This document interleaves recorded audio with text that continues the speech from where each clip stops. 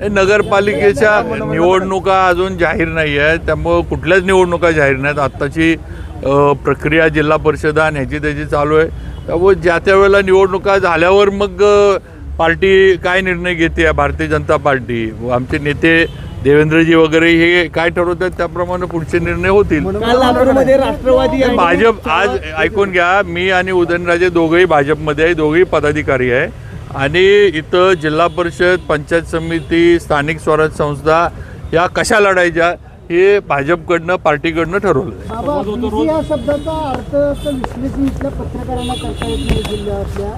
काय अशा पद्धतीचे उदयनराजे म्हणालेले आहेत थोडं, त्यामुळे तुमच्याशी अजून चर्चा होऊ शकलेली नाही. नाही, पण मी परत सांगतोय की स्थानिक स्वराज्य संस्था याच्याबद्दल भारतीय जनता पार्टी आणि आमचे नेते देवेंद्रजी फडणवीस मुख्यमंत्री साहेब आणि रवींद्र चव्हाण साहेब आमचे प्रदेशाध्यक्ष असतील, हे सगळ्या जिल्ह्याचं मिळून जो निर्णय घेतील, मग जिल्हा परिषद, पंचायत समिती, नगरपंचायत, नगरपालिका जे काय असेल, जो पक्षाकडनं निर्णय होईल त्याप्रमाणे आम्ही निर्णय करणार.